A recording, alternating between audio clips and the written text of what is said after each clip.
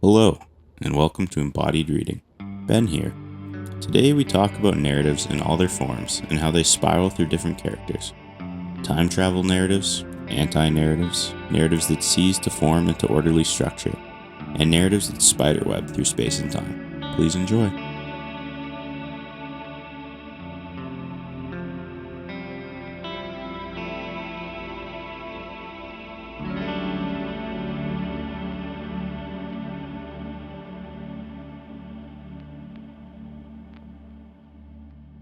Ready. Cool. Yeah, we ready? Okay, cool, man. Listen. Hello, everyone. Welcome again to Embodied Reading, your favorite podcast and YouTube channel dedicated to living through literature, and your favorite podcast that your critical theory professor endorses and wants to be a part of. Randy Schrouder. Randy Schrouder, Woohoo. another shout out. Thank you for being a friend of the pod. Thank you guys for the support, honestly. We got a lot of comments from friends, from people like in the States even that Absolutely. It's crazy. Few people in the Bookstagram community that I'm in contact with, like Jack's Paperbacks, he's awesome. He watched it. He was great. Damon, I'm blanking on his IG handle right now, but he's awesome. He's super cool. They all watched it, loved it. Yeah. So we're here, back again. Back again. Now we're outside. We're outside. So if you see us like swatting and whatnot, it's because It's the mosquitoes. it's the mosquitoes. We put off some off, so hopefully that will deter them. But Yeah, hopefully. yes, We have a swatter here just in case. So if you just see somebody just whip out the swatter, I think that'll be a pretty fun moment. So today we're talking about violence in literature. No, I'm kidding. Maybe actually. Maybe. I mean, most definitely. Yeah, it's gonna happen. For sure. Appreciate the memes. A lot of the first time memes for the podcast. One of my friends, and I think it was, I know you watching, Perry. She like sent me a video, and it was like a vampire-esque queen, because I was sitting like this at one point, and it was like she was hitting the same pose, and then she had like two of her servants. But I was like, that's almost not fair. Like, if I'm a vampire-esque queen, you guys also have to be famous vampires. I feel like, Jake, you could pass as Strahd, maybe, from D&D. Yeah. Ben, Definitely. maybe you would be something from like Shadowhunters. I think you would make a good Simon. Absolutely. A good modern vampire. Modern vampire, chill, for sure. down-to-earth guy. Yeah, you only yeah. bite people on your downtime. Absolutely. Altruistic vampire. Yeah. Vampire. I like Emma's comment. Favorite boyfriend trio. Favorite boyfriend That was trio. funny. Emma, we're coming for you. Yeah, I'm bringing we Pickle coming. after Don't- you. Don't say that. Let's say that. No. So Okay. we changed up the seating order this time. This time I'm not in the middle, so you can't make that joke again. So It's different location this time. very scenic. Very scenic. Yeah, we'll test it out, see how it works. What are we talking about today, boys? What's going on? Oh, I think the topic for today, it was supposed to be, well, originally we wanted it to be disjointed narratives. I guess kind of like narratives that don't follow a specific pattern, or I guess like play on your retrospection circuit, as we were talking about last time. But we changed it to be narratives in general, so we can really just spin the yarn here and talk about anything, talk about different forms of narratives, talk about first person POV narratives, or narratives that do something else, introduce a variety of different POVs, narratives where the main character isn't exactly I guess distinguishable from any other of the cast. Maybe talk about free and indirect discourse, right? Yep. Something like that. Omniscient third person narratives are cool too. Anything goes today. We all brought something to talk about. But I think, last time we started talking about kind of like stuff that's happening in the local Alberta literature scene. So we have something here. It's Jake from our very own pod. I'll put up an image of I'll do a close up. He'll throw an image up too. Throw an image up. So Jake, a while ago, he published his chapbook called Sinkhole. It was a project in his your poetry class. Yeah, right? advanced poetry. Yeah, Advanced poetry.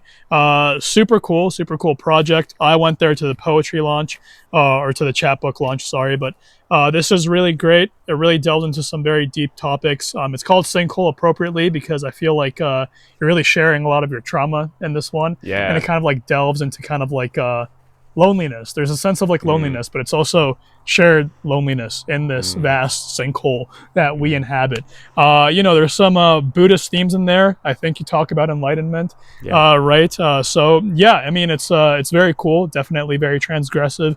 One of the very popular, the most popular youthful voices in Canadian lit today. You're too kind. Thank you. Very good. You guys should pick it up. Check it out. You can get it on Amazon. You can reach out to me on Instagram. Maybe my email's around there somewhere. I don't know. Facebook. Pigeon. You can pigeon mail, bird mail. Yeah. I don't know. We'll figure it out. Yeah. You'll get a copy somehow. Yeah, man. Thanks for the shout out there. No worries. Let's see what else is going on. Randy Nichols Schrouder. We made a lot of jokes about him last time. We did. Some of us, or two of us, got to reading around Sinner's Banquet. Yeah. Right. Did you read Sinner's Banquet? That's okay. No, I don't. You should. Sinner's Banquet. You should. I'll lend it to him. He's thinking don't about shoot me. No, no, it's very good. Yeah. So we started reading that. We finished reading that. We might have one of our friends on, maybe like on the pod, like alongside. Randy, if you're watching, you said you were down to be on the pod sometime. We could talk about Sinner's Banquet, and maybe Sean. Sean might be joining us. Sean would be sick. He did the buddy read with us. We could talk about it. I could lend it to Ben. You could read it. I can read Sinner's. It's a quick read. It's really fast. It's quick. It's great. It's easily digestible. We went to the launch, and I believe you said that none of the sentences were above a third grade reading level. Yeah. Right? And I understand what he meant. It's like still complex. It's very fulfilling, but yeah, the sentences are simple, easy to follow. He published that. He came out with that. And apparently it was number 2 on Alberta Reads. Dang. So that's pretty good. awesome, Randy. You're doing awesome. You're doing something right. Mm-hmm. So Sinner's Banquet, that was great. I'm not sure if are there any local literary events going on recently? I believe Wentworth Collide is coming up, but that's not until August. Yeah, that's not until end of August. Yeah. Can't really think of much else. There's always stuff going on here in Calgary, in Alberta, always stuff going on. Stay in the loop. Read local, right? Read Sinner's Banquet. Read Sinkhole, actually. Too. Thanks. I guess. We could really get started. I know it's like I said that we were going to be talking about narratives in general, but did you boys kind of like want to start off with a specific topic or just narratives in general? I feel like my side of it is like the most extreme side, so maybe we ease into that. Okay. So we can do that. Yeah. How extreme are you? How extreme am I? Yeah. I'm not that bad. So it's like I didn't know what to pick, so I brought 2, and I'll just like start talking about it. Yeah. One of them is more linear than the other one. Yeah. I feel like it's more easily accessible. 100%. But what about you? I'm a bit of a basic person, or at least the first one is time travel, but I think it's like pretty linear time travel, if that makes sense. The second one, might have talked about it last video. My short-term memory is terrible. But a book with a whole bunch of, not say time travel, but like intersecting with the past and future at the same time. But again, I think as far as like temporal narratives go, it wasn't the most confusing. So I can start us off. Yeah, let's get going, Ben. Awesome. Let's do it. Let's do that. Okay, so editor, you're really gonna have to do some work here. I got didn't it. Bring any materials. Edge of Tomorrow, great action movie. I think based on the manga, All You Need Is Kill. I haven't read that, but that was an interesting narrative from the point of the main character. It's basically like Groundhog Day, but with an alien invasion. I don't know if you guys have seen. It's been a while, but yeah, I have seen it. No, seen it? Yeah. No. Okay. Tom Cruise, Emily Blunt. Okay. Very good. Anyway, so yeah, the main character, I've already forgotten his name. Basically, a disgraced officer in the army, and gets thrown onto basically like D-Day, with all like the first wave of soldiers fighting this alien invasion. Maybe not first wave, but like the last stand of humanity. Dies, kills one of like the big head honcho aliens in the process, gets covered in alien goop, and then resurrects about like, let's say, 24 hours before the alien invasion. Goes through the entire events again, dies again, and just keeps going and going and going.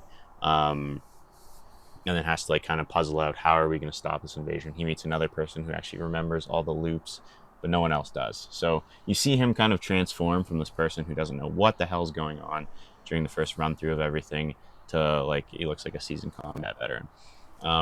Narratively, I thought the I mean, it's pretty comedic in the beginning because you can see this guy like trying to figure out, because he's cowardly, how the hell do I get out of this situation? So he's running away from the base. He's like, there's one scene where he tries to like get away from training camp, and he just rolls right into the path of an incoming vehicle. Oh, man. And but you get to see like a lot of different facets of his character as he grows more brave, as he like tries to save his squad mates. And I think it's relatively easy to follow too, because even though we're getting like this time loop of the day restarting again and again and again, there's checkpoints in the story that serve as kind of like anchor points, let's say, for the audience to be like, okay, now we're here and now we're here. And even if the events may have changed slightly, I'm going to assume everything leading up to this point has been the same. So you're not too, like disoriented or that kind of thing. And yeah, I thought that was a good example of like a time travel or a temporal narrative done very well, in terms of like, you know, simple, easy to follow, but still involving that time travel aspect. And then towards the end of the movie, they do get a bit more like daring with how far back are we going, how far forward are we going, yeah, that kind of thing. But onto the more confusing one. There's a book called The Seven Deaths of Evelyn Hardcastle, which interesting. I haven't heard of it. Sounds fascinating. I haven't heard of it, but it sounds cool. So this one's good. It's person, man, what's his name? I think Aiden. You find out his name is Aiden later in the book. So he wakes up in an old, I'm forgetting the time period already. This is how bad I am. Should have done more research. Say like 1700s, maybe. Editor, put that on. Editor, yeah. Please fact check me. Oh shit, that's me. We'll say Victorian age, but you know, wakes up in an old timey manner because the automobile was around. So we'll say 1900s. Okay. Middle of the forest. Hears a woman screaming. Sees someone chasing her, and pursues them. Ends up at the manor. Is welcomed in. Everyone knows who he is. He has complete amnesia. He doesn't know what's going on. And throughout the book, you find he's kind of like trapped in this whole, like, the area around the manor is his prison, basically. And he has to solve the murder of Evelyn Hardcastle. And he has 7 lives to do it. Hence the title. But so once he dies, or the day ends, he gets another chance. But in the second day, he's in another person's body. Oh. Whoa. And then, okay. And then the third day is in a third body, so on and so on. And he's interacting with the other hymns too. So like day 1 him is interacting with day 2 him, day 3 him is interacting with day 1 him, etc., etc. So like, I mean, spoiler, later in the book you find out that the guy he saw chasing the girl in the beginning that he thought was the killer was himself on like day 3. Oh my gosh. That's because I was about to ask. It was like in one of them, or in each, whenever he inhabits a different body, does he always encounter the murder? But I guess sometimes. Yeah. And then he keeps flopping into like this other person's body, which is kind of unexplained. And there's a couple other characters who kind of know what's going on and resist the like day resetting, everyone's forgetting stuff again. But then what the author, Stuart Turnton, I think, does very well is each body gives him a kind of new flavor of personality. So like one body, he's like a bigger fella, but he's like super smart, so that he's figuring out so much stuff in that body. Another one, not very smart, but kind of like a man of action and very impulsive. So he's reckless. His character is colored by that, so it helps the reader, I think, kind of separate the different instances and kind of organize the story a little better in their brains, because each section of the story has a different narrator in a way, even though it's the same protagonist. Right. So I thought that was a very good example of all these pieces like intersecting together into one cohesive whole. Because I had to bookmark like every 50 pages, be like, okay, let me reference back. And then, I mean, the fun part of a mystery and a whodunit is it's a narrative in reverse, right? When you get to the end, because then you have to read everything through again to make sure, like, see how it lines up with the big twist. Yeah. Oh, that's fascinating. I mean, first thing that reminds me of is, oh man, I got so many things going through my brain. So first thing, it's not free and direct discourse because it is a different narrator. Do you remember how it's narrated, if it's like third person, first person? First person. It's first person. That's interesting. Also, before you go on, what is free and direct discourse? So free and direct discourse, FID, or different to direct discourse. So easiest way of describing this is essentially when you see dialogue tags in like third person, that's direct discourse. He thought, he said, she said, they thought, we did, right? What free and direct discourse does is it essentially drops the tag and the narrator temporarily inhabits the mind of the character in which they are describing. So it's kind of spooky in a lot of ways, because the narrator is both not the character but is the character and has privilege to the thing, and then the reader is in the very similar position where they're both the reader but also the character through the narrator. It gets really wonky, but essentially reminds me in that Aiden is almost acting as like a narrator within a free indirect discourse, is that he's being dropped into these other characters as the narrator of the story. That makes sense. Super, like, I feel like it's an interesting way of implementing it into the narrative in like a very like bodily way, right? And then the other thing it reminds me of is theory of mind. So this is like kind of a spin-off of affect theory and whatnot, but it's related to cognitive studies and whatnot. But it's all about like, when we read, we're kind of reading people's minds. It's what we're doing, right? So, and I feel like that novel really puts that idea of like, as readers, we are reading minds up to the forefront. Aiden is literally becoming these other characters temporarily in order for the narrative to progress, right? So really shows off like just the reading capacities, or the functions of reading a narrative, or interacting in the world, right? More broadly. Yeah. I think the other thing I really enjoyed with that story is like, kind of once you get situated a couple hundred pages in and you're kind of getting the hang of everything, the book turns you on your head a little bit more, because one of the characters has laid out all the rules, and because every single rule he stated, or like thing he stated is going to happen, has come true or fit into like the events he's laid out, you're thinking like, okay, like this is how the book's going to go, and then he just like flagrantly breaks one of them. It's like, okay, we can't actually trust this guy.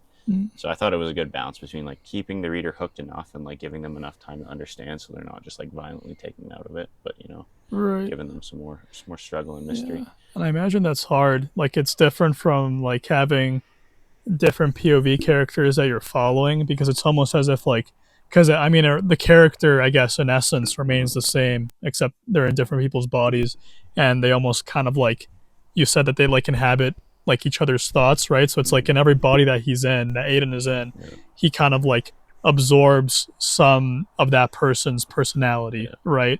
It's like, it would be tricky to describe, but it's like, it's reminding me of something I read a long time ago. It was a Stephen King series, the one with the gunslinger. I forget what it's called. The Dark Tower series. Dark Tower series, yeah, where it's like, what is it? It's like, so he essentially, I believe the way it goes is that he shares a mind with different people from kind of like different realms almost, and he has to open doors, right, for these people to come and help him on his quest. This is very baseline level. I read the book like 3 years ago. I don't remember much of it, but I do remember that it's kind of like he's inhabiting these people's minds, and he's looking at their lives through their perspective. And at one point he inhabits the mind of like this really terrible guy, and it's like beforehand he just kind of like decides like, or like he goes into their world and he travels there and he kind of like sees these people, and he just decides to like, I don't know, something really terrible happens to this guy. And like, I believe there was a really visceral scene I remember where it's like he just got like his nipple sliced in half, and like then he just dies, right? But it's like, it kind of has like, if I remember correctly, that same kind of like psychological thing going on. But what's really interesting is it's like, yeah, it's stripping them down at base level and inhabiting another character's mind while still keeping some of like their personal thoughts and kind of like personality intact, and it's like bleeding in through that character. That's really, really neat. Yeah, so it's like, you said that at one point he's in the body of the murderer, right? Not the murderer, but he's in the body of another person. I think it's the old man, and you're kind of like left wondering, where does the old man fit into all of this, because he's like the elderly groundskeeper, but you don't know where he is in the order of bodies, because you kind of get like a peek ahead into the order of people he's going to inhabit. And you're just like, okay, like, is this the seventh life? Is this the fifth life? How is this happening? Interesting. But yeah, it's fascinating. I think, yeah. Let me know what you think if anyone reads it, because I thought the ending kind of sucked. Oh, no. I'm gonna be honest. I think everything else, middle to about like 75% of the way through it, fucking masterclass. The ending, Stuart, you bungled it. Come on, Stuart. Endings that don't land. And I was literally about to say that. I mean, we're talking last time about kind of like people or like just series that can't stick the landing, we should really do an episode on We that. really got it. We've been talking about this for so long now. The last thing I want to say, I guess maybe before we move on, I don't know if anyone else has anything they want to say, but this has less to do with, maybe has less to do with narrative, but there's 7 bodies that he inhabits, right? Yeah. Okay. The number 7 is like pretty important within like Buddhism, because it's like 40. So when you die, there's, at least this is in like Tibetan Buddhism, like Tantric Buddhism, you spend 49 days as a bardo body, in between like death, like you die, and then that's like the kind of liminal space before you're either reincarnated or you're enlightened and you go to nirvana, and you spend 49 days, and it's this the reference of 7 is really important within it. So I wonder if there's any connection there, possibly something to like look up. I don't know, it could be neat, but I think 7's I think it's a important number in a lot of different like traditions, I think, right? Yeah. So it's a bad number in a few of them. Yeah, right. It's a bad number for sure. So ghost number. Yeah, it's a pretty ghostly number. Yeah. So I mean, probably doesn't have anything narrative to do with it, but I think the importance. It's still interesting symbolization of 7, right? That idea of like before you get to death, right? You gotta 7 paths almost, right? So right. Yeah. Cool. Yeah. Sick. All right, bro. Anything else you want to go, or Felix, you ready? I mean, if you're ready, I mean, if we talked enough about Ben's topic, do you feel like we got a good, perfect. decent Let's do it. Yeah. We could always circle back around. I feel like I have to watch The Edge of Tomorrow again. I'm like, kind of on like, I've been itching to read some sci-fi for some reason. I don't know why. I almost brought, there's a book probably one of my favorite books of all time, and I almost brought it here today to talk about it. And it's like, it's loosely sci-fi. Slaughterhouse-Five by Kurt Vonnegut. Really good book. Actually also kind of time travel narrative, funny enough. Disjointed time travel, PTSD, trauma narrative. I feel like time travel is also one of those things that, at least in like fiction or just like writing in general, it's very hard to grasp and get right. Yeah. Right. So it's like if you can do it in a way that's compelling, where it's like you don't exactly have to state all the rules, but you can keep your reader captivated enough where it's like these are kind of like vaguely the rules and these are the rules in which we follow it. It's like it makes it into a compelling narrative. It's like a bit of a controversial topic, but I mean, J.K. Rowling's Harry Potter did time travel narrative pretty, like most people would say, pretty poorly, because it's like they would time travel, but then things aren't consistent in like the timeline afterwards, because apparently it's, if you go back and change something, then it's forever changed in the current timeline, but it's like we almost like never see the repercussions of that outside of like the Prisoner of Azkaban, right?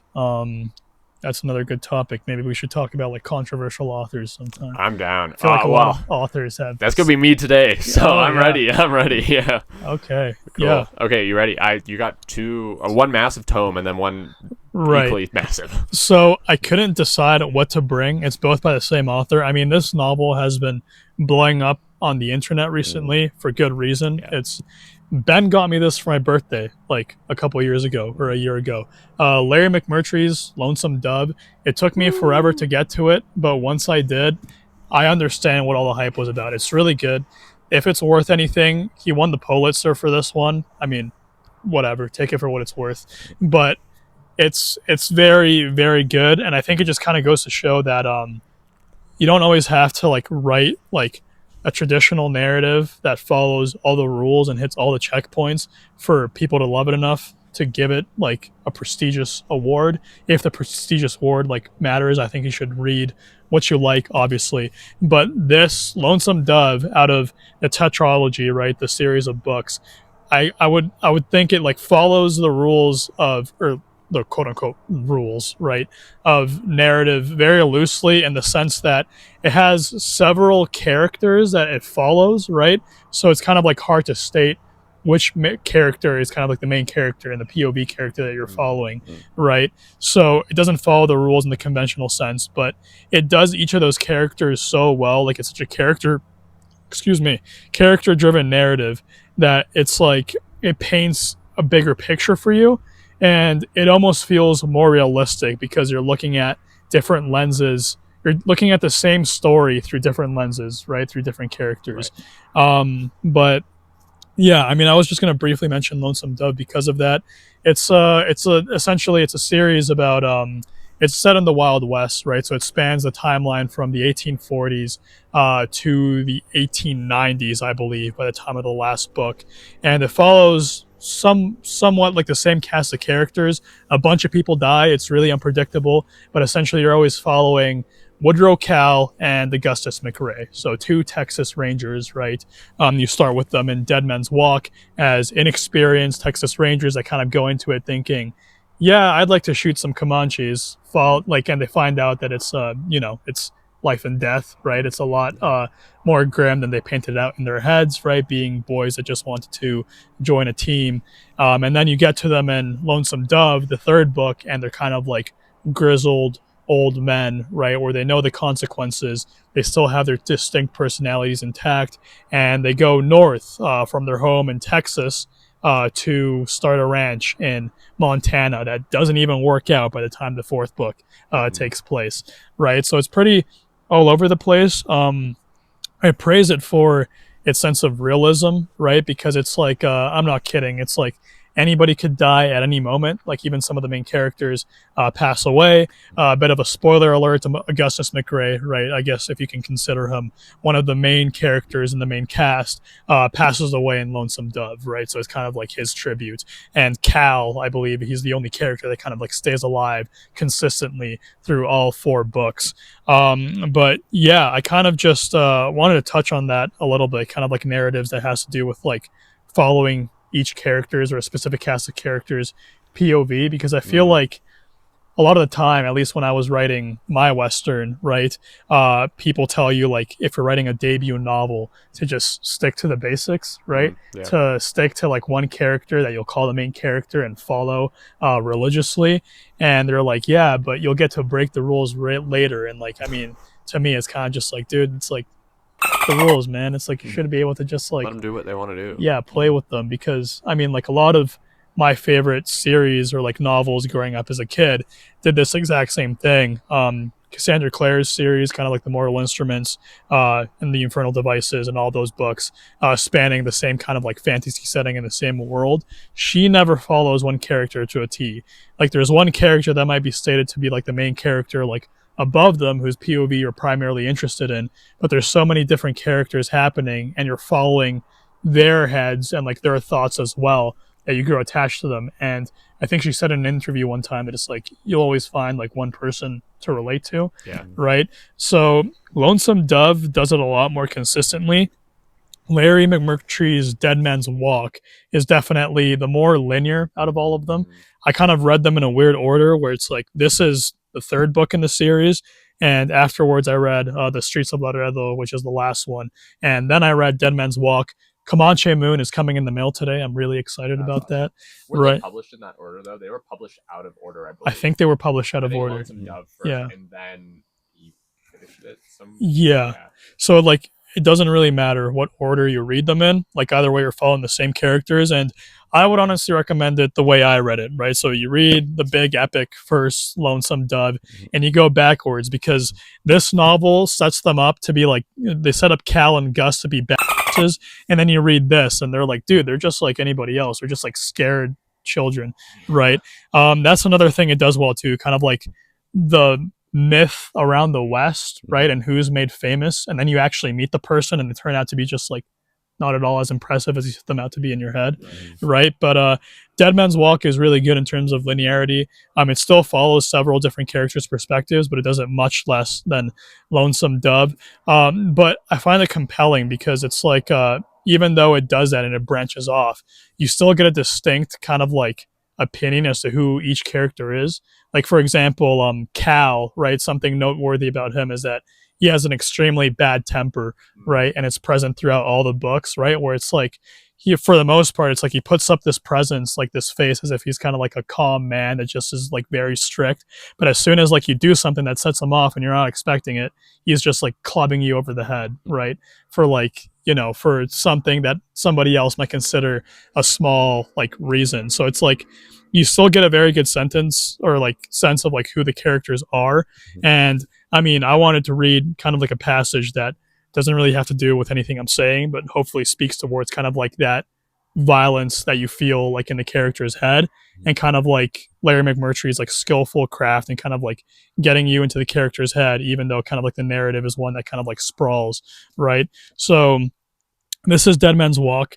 The context is that, these Texas Rangers have been traveling around, realize that their mission is not as simple as it is, which is basically to, like go to Mexico. I believe it's around like the time of like that deed was taking place, where it was like they were trying to purchase land like from Mexico, as like, well, like, like New Mexico, California, Arizona, and kind of like those states as well, right? I'm not sure if it's that specific time period, but the Texas Rangers, they're captured by like a Mexican military force, and they're in their camp, and their commander, Caleb Cobb, right, or the general Caleb Cobb, he does a cowardly act of just surrendering his troop, right, to the Mexicans, right? And Cal, he's really not about that, right? Like he would rather die. Like he would rather die with his honor, right, instead of just being handed off to the Mexicans. And the weird thing is, right, the really infuriating part about it is that the general handed over his group, right, his Texas Rangers, and because he handed them over, he's not even going to be punished for it. They're taking him to the capital of Mexico. They're indulging him in a nice feast and everything. So it's like you really feel like Cal's anger through it, right? And this is a scene where he kind of just like breaks, and he just says, if I'm gonna die, like I'm gonna go down like swinging, right? So I just wanted to read. It starts in page 296, if any of you are following at home. But as the general and his guests started out of camp, the general stopped the buggy for a moment in order to say something to Captain Salazar. Cal was sitting only a few yards from where the buggy stopped. The sight of Caleb, his own commander, sitting at ease with the Mexican general caused his anger to rise even higher. Cal got to his feet, watching. Captain Salazar sent a soldier running back to the tent. The general had forgotten his fur-lapped robe. In a moment, the soldier came out of the tent with it, being careful to keep the end of the robe from dragging on the wet ground. The robe was almost as heavy as the soldier who was carrying it. Before anyone could stop him, Cal stepped closer to the buggy. "Where are you running to?" he asked Caleb. There was such anger in his voice that the 10 soldiers who were guarding him all flinched. Caleb Cobb himself looked surprised and annoyed. He had already consigned Cal to the past, and did not appreciate being approached so boldly. "Why, to Santa Fe, Corporal," Caleb said. "General Damasio says the governor wants to meet me. I think he plans to give me a little banquet." Cal decided it would be worth dying just to strike the coward once. At least his body decided it. In a second, he was charging through the startled soldiers. He even managed to snatch a musket as he ran past, but didn't get a good grip on it, and the musket fell to the ground. He kept running. His wild charge spooked the high-strung buggy horses, both of whom leaped into the air, jerking the driver off the buggy, right under the horses' feet. It was a light buggy, and Cal hit it while it was slightly tipped from the team's leap.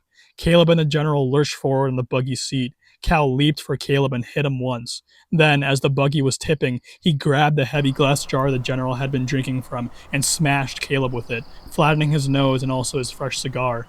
The jar broke in Caleb's face. Blood and whiskey poured down his chest. Soon 4 men were squirming in the overturned buggy, which the frantic horses were dragging slowly forward on its side. The driver was caught under one of the wheels and groaned loudly every time the horses moved. And yeah, like that's just a passage from it, right? But it's kind of like, I feel like, again, it does such a great job of kind of like putting you in that moment. Yeah. And I mean, if you read Larry McMurtry's work, it's like, it kind of like spirals into different characters' headspaces. But the fact that you get to know each character intrinsically and their habits and kind of like their mannerisms and their personalities, I think it's something very skillful to do, especially if you're given how many pages, to do it, if you're writing so many pages. Right. So yeah, that's kind of what I brought to the table today. Right. But yeah, like as far as I know, I mean, the narrative is also like kind of like in the same sense in terms of like setting and whatnot. Because I mean, you can read the synopsis in the back, and it'll only tell you so little about it, right? Right. It's kind of like Yeah. they set out on a mission, but you don't know that it's like they go to Mexico and all this stuff, and it kind of like paints this portrait that's larger than the narrative itself, right? So Fascinating. yeah, This is gonna be a very weird comparison, and as the second Gravity's Rainbow reference maybe on the pod, but like this, it's very similar, weirdly enough, to Gravity's Rainbow. Yeah. In the spiraling and the kind of what's unique about Gravity's Rainbow and what it sounds like with Lonesome Dove. Again, I haven't read it, but each section really focuses on a different set of characters. Yeah. A lot of them return, but it's not sequential in many ways at all. Like there's a few sections in there where it's like consistently the same few characters, but then 3 sections after, he just like throws it out the window, and it's like, okay, new cast of characters, and you just got to get kind of used to it, right? Yeah. So it's kind of a weird comparison. I'd love to like, yeah, we might have to do a video on that, Gravity's Rainbow and Lonesome Dove. That would be wild. No, that would be awesome. It'd be wild. And I mean, like, yeah, it's like, as you said, it's like, I feel like something neat that he also does, it's like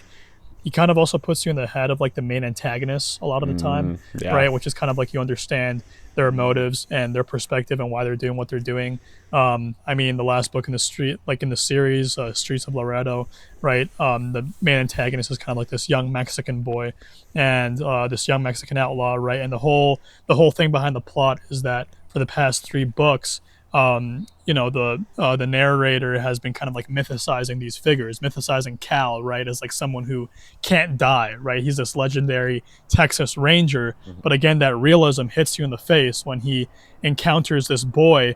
And he's a 70-year-old man, right? So he starts making mistakes. He starts making trip ups that he's never done in his career, and he gets got, right, by the young by the young Mexican outlaw, right? And he starts thinking to himself, like, as he has his arm blown off in his leg, and he's kind of like, I made some really stupid mistakes. Why did I do that? And it's like, dude, you're old, right? You have arthritis. It's like you there was no way in hell you were gonna keep up with like a young boy in his 20s, right? That's like so much quicker and like more clever than you are, right? So it kind of like does a good thing in like bringing you back down to the ground.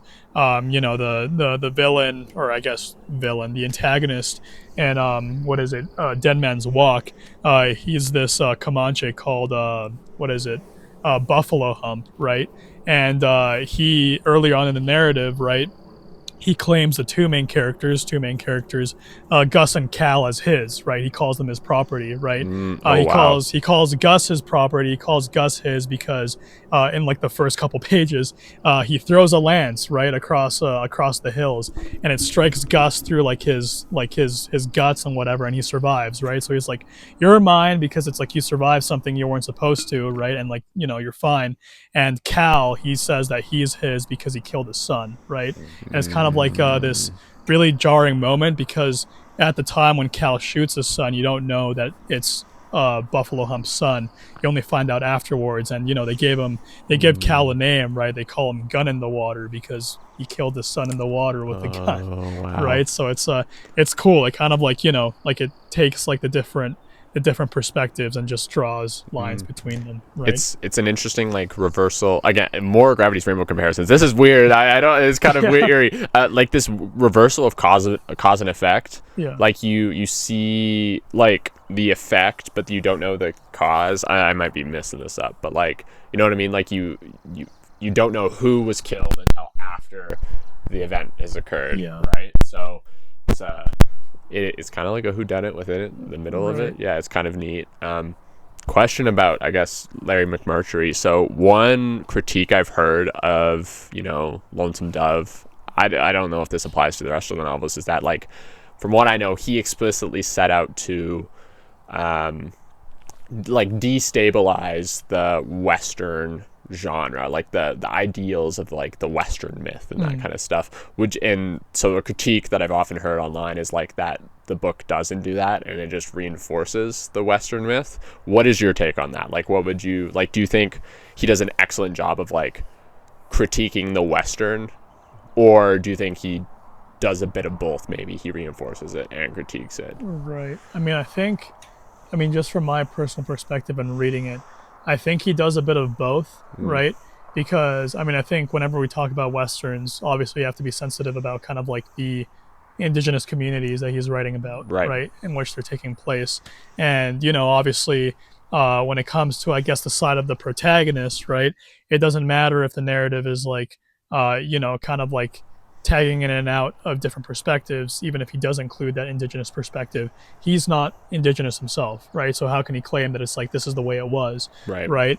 But I also think he kind of the ways in which he destabilizes the, I guess, kind of like the Western experience, or what most people deem to be that, is that, again, he kind of like takes these myths that people in Westerns make and he just like plummets them to the ground, right? Okay. Like he really brings into perspective that it's like anybody could die at any given moment, right? Like for example, you know, Gus, right, one of the beloved characters in the series, and Lonesome Dove. As I said, it's like he dies in that book, right? So it's like for most of the work in this epic, you're following him and you're really getting to know him, and then he dies in the end in kind of like a shootout against against a tribe up north. I'm not sure if it was the Blackfeet. I'll have to fact check that, right? But in terms of kind of like you know, following traditional Western stereotypes, right, where he's kind of like not playing hero, right, and kind of like really kind of like reinforcing that it's like this is what it was like, right? It's like you're not immortal, right? It's like your life could be stripping from you any given moment. But I can't speak towards the fact of if he's reinforcing indigenous stereotypes, because I'm not indigenous, the author is not indigenous. All I can really tell is that, you know, if he's kind of like writing this from the perspective of somebody that's trying to you know, like bend the narrative like to his will, right? Even like narratives we carry in real life, right? So it's like I'm not allowed to judge. I'm only really allowed to judge from a fictional perspective, right? So I don't know. I mean, who knows? I know that he worked on other stuff, but he's like mostly like Brokeback Mountain. I just found out today that he was apparently a co-author or something. Oh, interesting. Something like that. I don't know. I'll have to fact check. One of my favorite directors filmed that one. So yeah, that's a good one. If I'm wrong, you guys can tell me in the comments. Yeah, fact check us in the comments the whole time, please. But but I mean, he's writing from mostly the white perspective, right? Yeah. So it's like definitely, for the most part, for some of his characters, I think he's definitely, maybe he did his research, but maybe also he's maybe assuming a bit, which is you don't want to do. You want to do your research in good faith. Absolutely, right? But you know what? It's the faults. I find the faults, or the kind of, how do you describe it? Like the, I'll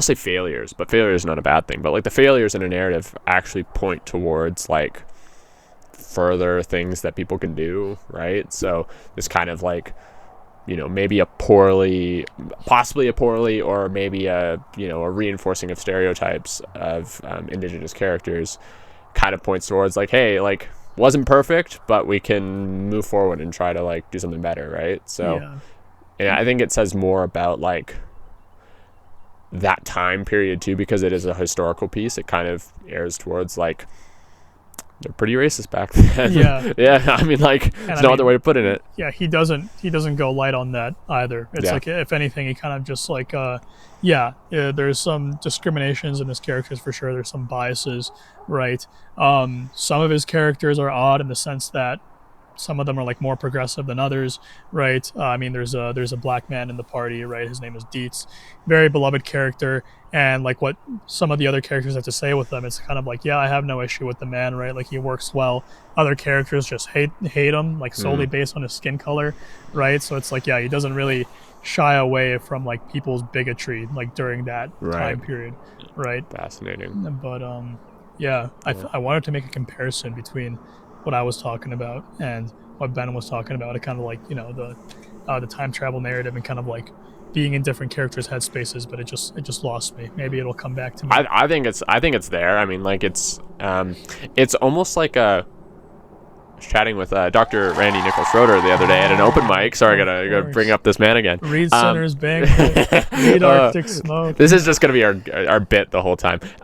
We were talking about picaresque novels where it's like it's linear, but each like scene is like a distinct set piece.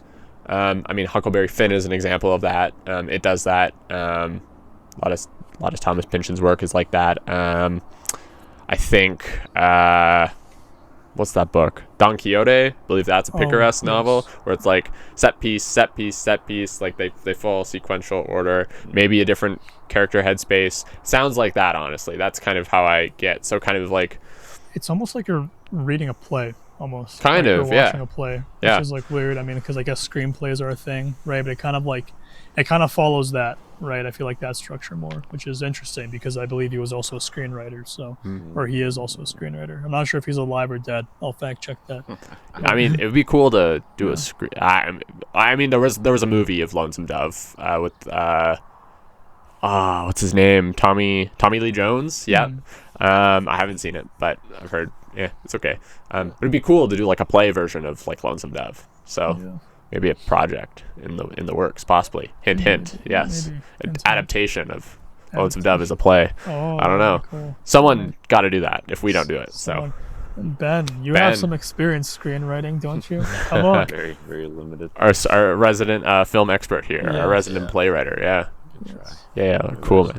I like what you're talking about like inhabiting the mind of the antagonist. I think that's a super fun one. Yeah. How much of the book would you say is comprised of the antagonist's perspective?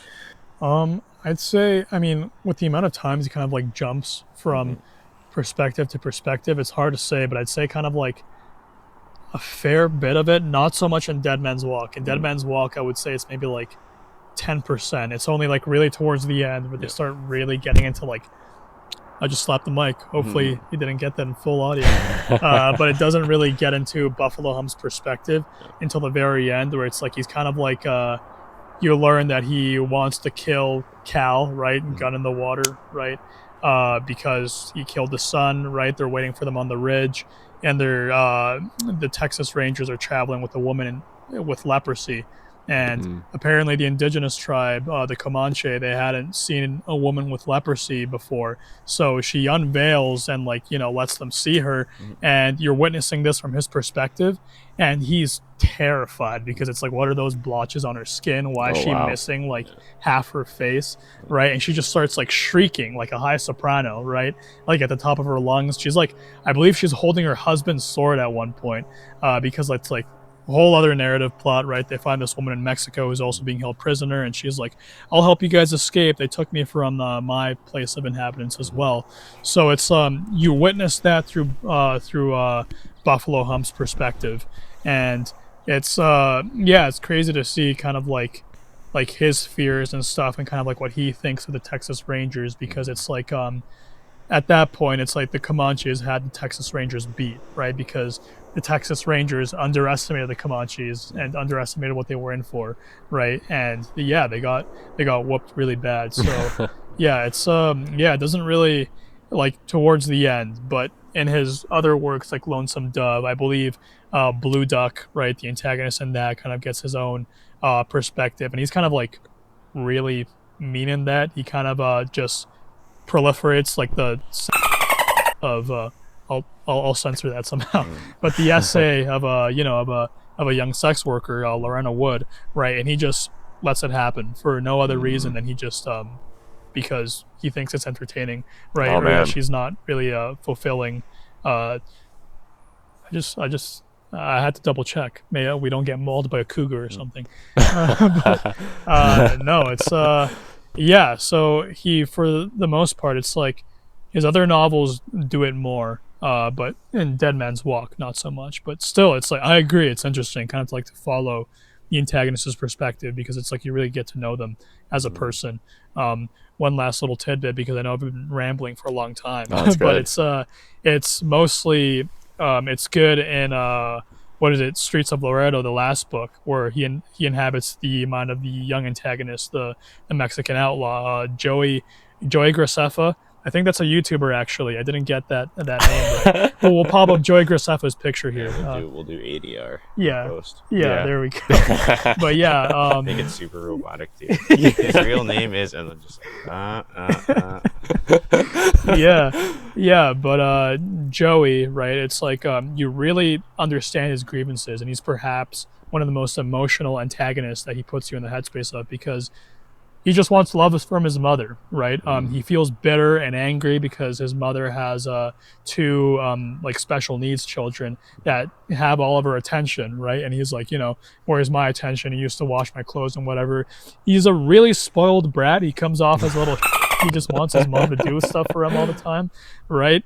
And but somewhat behind the spoiledness and behind kind of like his unfair nature towards his mother, you really start to feel for him, because you get the feeling that he's just like, he just really wants attention, and that's why he's going on these crime sprees. That's why he's killing. That's why he's robbing trains and whatnot. So, yeah, like that one does it more for sure. I'd say 50% actually puts you in the headspace of the antagonist. That's cool. Oh, that's really neat.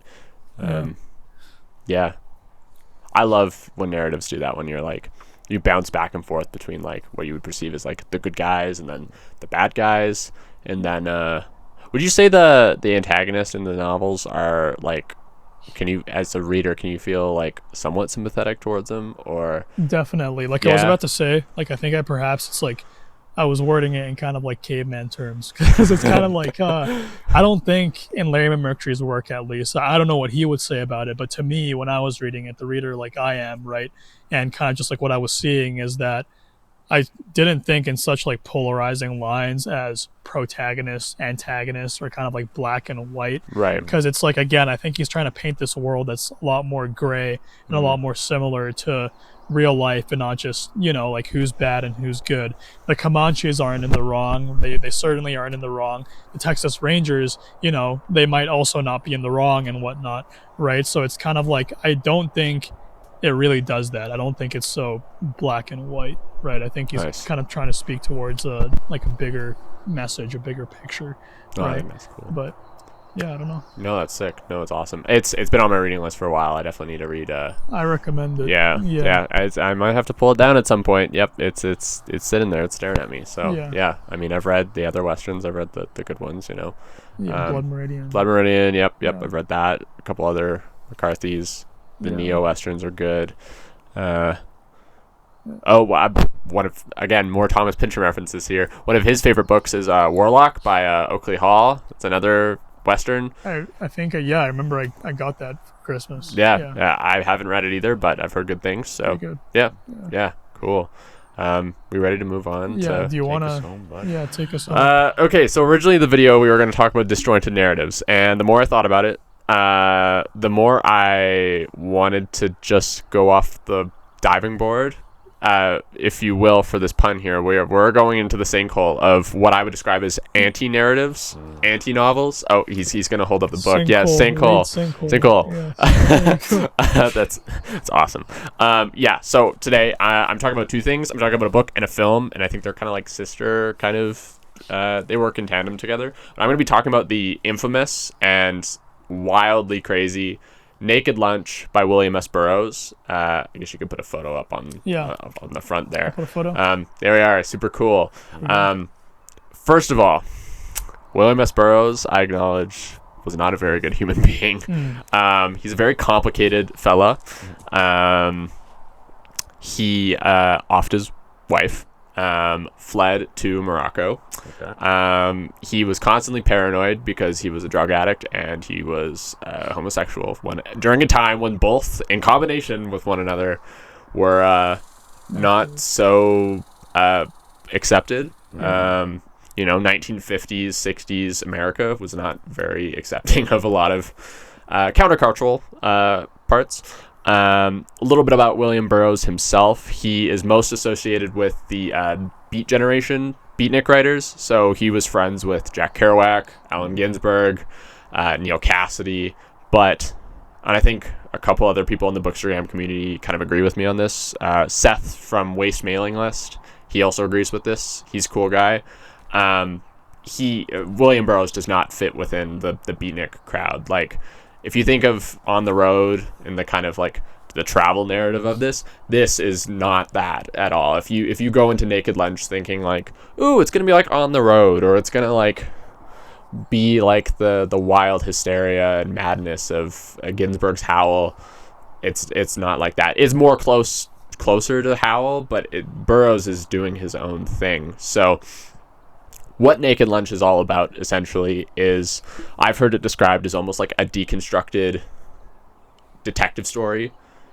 And what I mean by that is it's from the perspective kind of a drug addict named William Lee.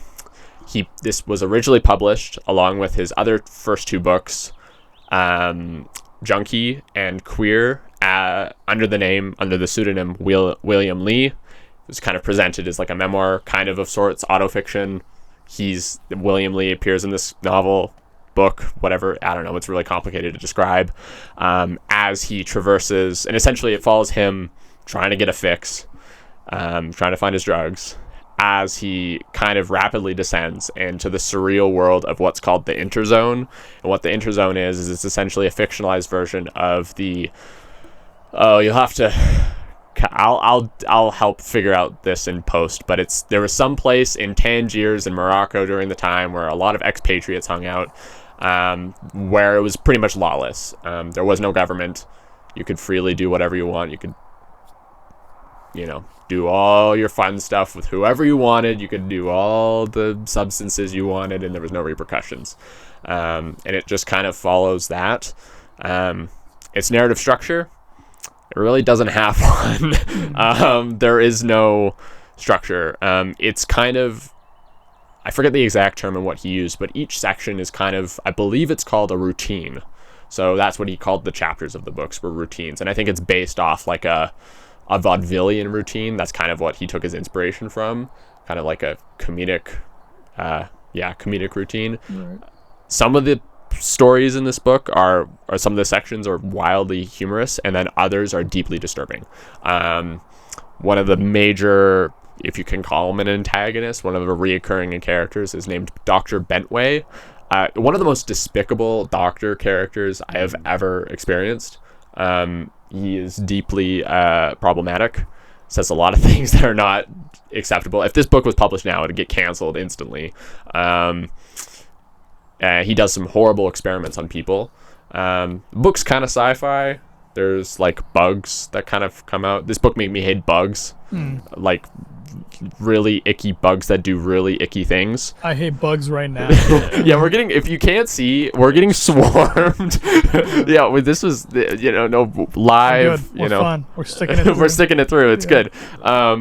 Yeah, so bugs eating, kind of doing awful things and crazy things. A lot of the book is kind of, again, inspired by the real life, like murder of his wife, Joan Vollmer, I think is her name. And then when he fled to Morocco, to Tangiers, to get away from it, that's where he met his frequent collaborator. He met Paul Bowles, who's another really influential writer. He wrote a book called The Sheltering Sky, which is also based in Morocco and Tangiers. And then Brian Geisen, one of his other frequent collaborators. This book was banned originally in the 50s. It was taken to court for like obscenity trial, and then that got really quickly overturned. They were like, this is art, just let it exist for what it is. Right. Yeah, it's just a really weird novel that has no structure. It like I said, it's an anti-narrative, and I think what highlights that furthermore is Burroughs has specifically said, I don't know if it was in this copy, it might be in the introduction, or I found it online somewhere, but he specifically told readers he didn't want it read in order. He didn't intend for it to be read like linearly. He's like, you can, but he's like, I kind of intend for you to kind of like pick a chapter or a routine here, read another routine in the middle of the book. And that's kind of how I've read it. So the first time I read the book, I was in my first year of uni. A lot of it went over my head. I was really repulsed by it. It was really disgusting, but I loved it. And then since then, I've just kind of like picked through and just like randomly read routines here and there, just kind of like trying to figure out what it's about. Many of the major themes are like a lot of paranoia, drug addiction, heavy themes of like sexuality and like I would describe as abnormal sexuality. A lot to do with, again, bugs as well. Very topical as we're being eaten alive here. You could literally take that statement and apply it to the novel in a very sexualized manner, and you have Naked Lunch. It's very weird. But then it alternates. So like you'll have a chapter that's like set on Dr. Bentway doing some crazy experiments on some people. Then it will swap to William Lee in the interzone being paranoid, feeling people are following him. And then it will switch back to William Lee in New York trying to get his drugs. That's kind of the narrative that it follows. It's very fragmented, disjointed. It never really settles into anything. As soon as you get comfortable, you're immediately like thrown out the window and you're like, okay, different character, different setting, different tone entirely. This book, I think, is a major turning point in like the transition from modernism and postmodernism. I think that, honestly, this is the book that bridged the gap, right? If you think of like the atom bomb and how it literally like tears apart atoms, that's usually how I describe as like, and I think a scholar talks about this. I'm probably like ripping this off from somebody, but like if you think of the atom bomb as being like the signifying moment distinguishing modernism and postmodernism, then this is the book that literally does that. I mean, and in my opinion, this book heavily influenced Gravity's Rainbow in like a multitude of ways, from the style to the language. Burroughs' like use of language and diction in this book is very Pynchonian and really hard to pin down. So actually I was going to read a quick little section from it. This is going to be kind of fun here. I would love that. This is hard with one hand. I should have used the other mic here. So I don't even know what section this is from. This is the Grove, what is it called? The Grove Restored Text Edition. So if you want to follow along, it's on page 37. So I'll just like start here. The disease in short arm hath the gimmick for going places, unlike certain unfortunate viruses who are fated to languish unconsummate in the guts of a tick or a jungle mosquito, or the saliva of a dying jackal slobbering silver under the desert moon. And after an initial lesion at the point of infection, the disease passes to the lymph glands of the groin, which swell and burst in suppurating fissures, drain for days, months, years, a purulent, stingy discharge streaked with blood and putrid lymph. Elephantiasis of genitals is frequent complication, and cases of gangrene have been recorded, where the amputation in medio of the patient from the waist down was indicated, but hardly worthwhile. I'm not going to read any more because it gets pretty more graphic after that. But yeah, it's very like, there's a lot of like scientific language there. It reads more like poetry, I would say. Trying to think what else I was going to say. This was also a major turning point in his career towards William Burroughs is kind of known for really popularizing what's called the cut-up method. So kind of first deployed by a lot of like Dadaist artists, like Dadaists. So think of, I forget the name of the artist who did this, but the toilet in the museum, the urinal in the museum. Yeah, I know what you're talking about. You could put the screen. Put it on screen. Yeah. It's kind of famous for this, but they really emphasize like Tristan. What's his name? Tristan Tzara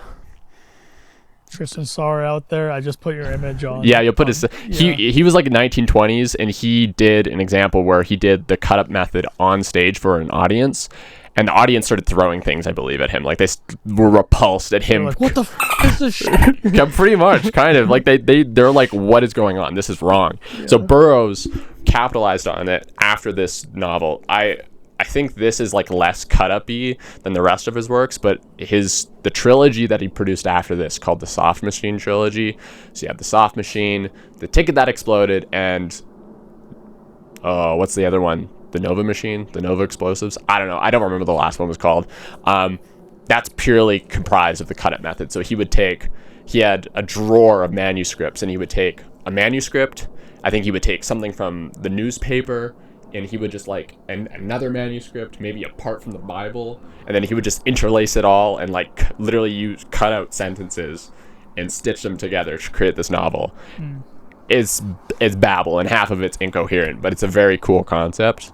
And I think he refined it more in later novels, like he has one called The Wild Boys. That one's pretty crazy, about a bunch of like homosexual boys starting a riot in like a jungle or something. I don't know, it's really weird. Absolutely crazy. But the next thing I wanted to talk about here, kind of a sister film, what I think I would consider a sister film to this, and this is no surprise to people who know me, it's my favorite film of all time, Gummo by Harmony Korine. Gummo. Okay, what were you thinking? No, I was gonna say the artist Harmony Korine. Yeah, Harmony Korine. Yeah, you got it. Yeah. Gummo by Harmony Korine. Gummo by Harmony Korine. Yeah. And if you've seen this film, I think, and if you've read Naked Lunch, I think you can see the comparison because it's comprised in a very similar manner. One thing I forgot to mention, I guess I kind of mentioned this about William Burroughs, is like it's quite autobiographical, like the William Lee stuff, because he wrote under William Lee. His first book, Junkie, was presented as kind of like an autobiography of him as, being addicted to junk. So Harmony Korine's Gummo, very hard to put down, but again, a kind of an anti-narrative that like defies logic entirely. Essentially follows a cast of characters in a town in Ohio that's recently been destroyed by a tornado, and it's kind of the aftermath of it. And it just follows a bunch of different characters. You have two friends who huff glue and do horrible things to cats and then sell the cats to the local butcher.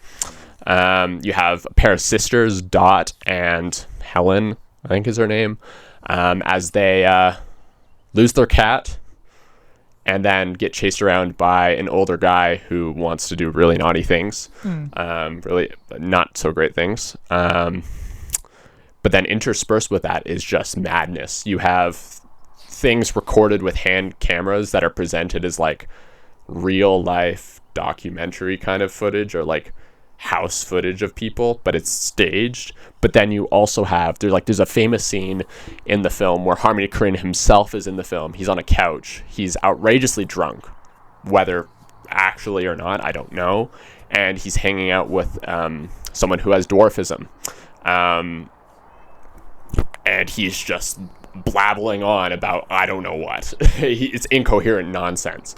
But what I've always argued about this film is that like the form of it, this kind of like anti-narrative, this anti-fragmentary structure, reflects the lives of the characters in the film, reflects the literal tornado that's come through this town, Xenia, Ohio, that's what it's called, and it's literally like ripped apart. Like the opening sequence of the film is like a bunch of like camcorder shots of the kind of normal life, and then the tornado, and then there's one specific one where a dog is being hurled in the air by a tornado, and it's just like completely violent and whatnot. It's also very metafictional in a couple moments. Just like I would say William Burroughs is also pretty metafictional. I can't recall any specific moments, but yeah, metafictional in that sense. But in Gummo, it's not really a film that you can spoil. I also don't believe in spoilers, so I'm just going to spoil anyways. The very end, so Dot and Helen, they're looking for their cat.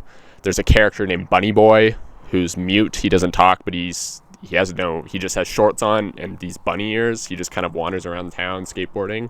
But it's revealed that he killed the cat, and he's in a field, and he runs up to the camera and shows the cat to the audience, like, look what I did and look what you participated in. You know this, they don't. You know the deal about the cat, They're very complicit in it, and it's very unsettling. It's a very weird thing. It often gets critiqued for its representations of like it's mental illness, but also like physical disabilities. However, I've read a handful of articles that have really advocated for the representations of kind of physical disabilities in the film. There's a lot of like kind of queer beauty that can arise out of it, which is another reason why I think it like really pairs well with Naked Lunch. Like there's a character, one of the boys who huffs glue and whatnot, Solomon Tumblr. I'm trying to remember which one it is, Tumblr or Solomon. I don't know. They got weird names. Their sister is transgender, and she has I don't know if it's autism, but she has some sort of disability, and they kind of she's kind of complicit in naughty things, and they kind of do not so great things. However, she willingly does it, and to what extent is there's kind of agency on that part is to be debated, but there is kind of a queer beauty that arises out of it. And there's a scene that I'm thinking about where like the one boy character actually like really loves this woman, like this girl, and it's like one of the few moments of like you actually kind of feel comfort in the midst of the ickiness. It's a very grimy film. Like the famous scene, I think Felix can probably find a still of it, is like I think it's Solomon is like sitting in the bathtub while his mother bathes him, and he's eating a bowl of spaghetti. And there's a piece of bacon glued onto the back in the bathtub. It's so just like that's like gross, but it's like homey. It's kind of homey, right? Like there's a kind of yeah, right? Just like us now being eaten alive, right? Where's that? The swatter. Do we need the swatter? We have a swatter. We have a swatter here. Hopefully, maybe to catch something out of the air. Did I turn it off? I did turn it off. It's middle and button. Middle is button to activate, and when you stop it, the current dies. If you flip the switch to the top, the current's always on. Okay. Oh yeah. Okay. Well. Okay. Yeah, I'll give it to you here so you can like swat some things around. This is crazy. Anyways, that's all I got to talk about. Narratives that defy I don't know what the word is, reification. Like they fail to coalesce into something like they are meaningful, but they fail to coalesce into something like coherent. Yeah, like as you were talking about it, it kind of reminded me of our neuroscience class with Dr. Randy Nichols-Schroeder. And no, like we were talking about, it's like somewhere towards the end of the course that really got to me was when we were talking about kind of like, we talk about, even I did it just now, it's like we talk about kind of like narratives as kind of like possessing some sort of like realism, right? Like they're stealing something from real life and presenting it to the audience. But if we really think about it, narrative and dialogue, I mean, it's like one of the most unnatural things there is, because it's like your life isn't a book. Like people like to say that all the time, but it's like we're not living in a book. We don't follow things pattern by pattern. I can't remember what I had for breakfast today. What you're thinking about is like rarely so kind of like neatly orientated. Ooh. And life is rarely so kind of like neatly kind of like lined up for you, right? And did you get some of it? Just halfway through, sorry. You just like absolutely zapped him. Just smite it a couple more. That's good. That was funny. Yeah, but it's like it's like rarely so kind of like neatly organized for you, right? So it's like a narrative is unrealistic, dialogue is unrealistic, nobody actually speaks that way. Yeah. So for you to be talking about Gummo and just kind of like Naked Lunch, it's kind of just like, to me it kind of just sounds like they're taking snippets that might be present in everyday life and kind of like disorganizing them, because it is disorganized, it's disorder. Like your mind is disorder, you're not thinking like clearly, if that makes any sense. Absolutely. Another thing I wanted to say is I kind of like wanted to relate it behind what Ben brought for us today, and kind of just like the idea of kind of like it's not in a pattern. It's like you're not following these characters in this time travel narrative like in a pattern, but in that sense it's up to kind of like I guess like the reader to put it together. So it's like it's almost as if like I feel like if you're watching Gummo and like if you're reading Naked Lunch, and maybe this is why William S. Burroughs like said that, is because it's like it's not meant to be in a pattern, so you're looking for something that's not there. It might be very well like that it's just absolute nonsense, right, that you're not supposed to understand, like Gravity's Rainbow, right? I mean, I read my first Pynchon novel. You sure did. We did a buddy read of Inherent Vice. It was really good. And even that, it's like, while you did say it was kind of like one of Pynchon's like most like more like linear like. It's probably his easiest book to read. Yeah, it's like in moments in reading it, it's kind of like, and I told you this, it's like I thought it was a stellar read. I mean, I'll definitely have to like pick up Gravity's Rainbow and like try my hand in it sometime, right? But it's like, what is it? Inherent Vice. It was like even in there were some scenes where I was like, okay, but how does this pertain to like the like underlying plot? And the thing is, it's like, you know, I think as like we're growing as readers and realizing this, it's like I don't think everything is there to kind of like serve the underlying plot. Sometimes it's there to like, you could use it to trick somebody.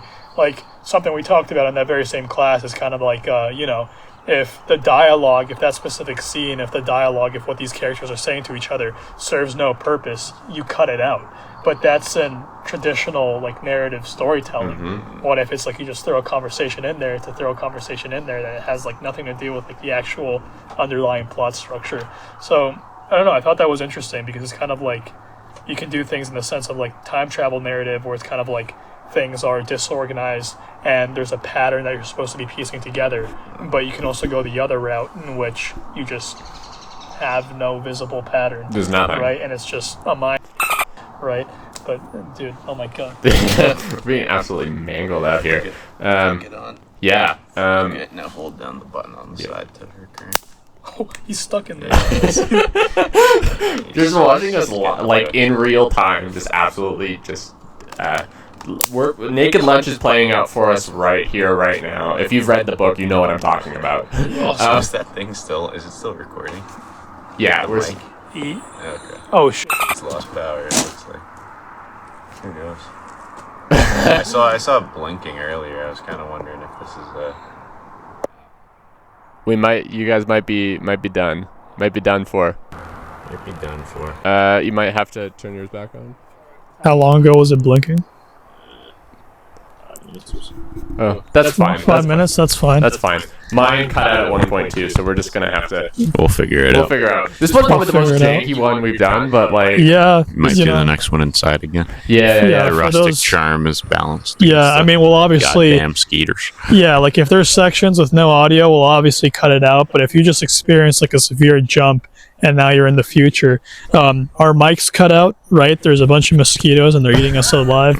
We're talking about how this is probably the jankiest episode we've done out of the 2 we have so far, but this is great. I feel like it's fitting. We're talking about Harmony Korine, so it's yeah. I never know if it's Corinne or Corinne. I'm still trying to figure that out. Like, Yeah. we might be. You guys might just. Yeah. I think they're playing us off stage. Yeah. We might just have to. We might have to cut it. We might have to end it here. Looks like we're at an hour and 20 minutes. Yeah, so pretty long here. I got nothing else to say other than I think we've covered like the full range, the full spectrum of like what narratives can do and what they can exist as. Yeah, the one mic is cut off. Yeah, we're just gonna.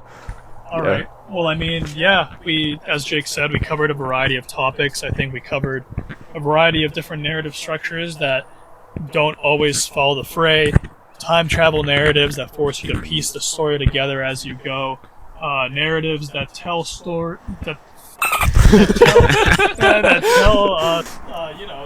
from the perspective of different characters that paint a whole bigger picture rather than just following things linearly. And we also, they're both blinking now. We also talked about narratives like Gummo and Naked Lunch, where there is no plot, there's nothing at all. There's nothing happening. There is chaos, like this podcast. If you liked it, give us a follow. Thank you to our supporters. And give us, like, comment, subscribe, share, repost. Make memes of us. I like those. I think that's fun. Give us suggestions about topics. We have a few in mind, but we want to try and get a few more out before little Felix. This guy goes off for his master's degree, right? So we gotta do this. Oh man, he's just being absolutely mangled in there. Okay, I think we call it quits there. Thanks for watching, everyone. Okay, see ya.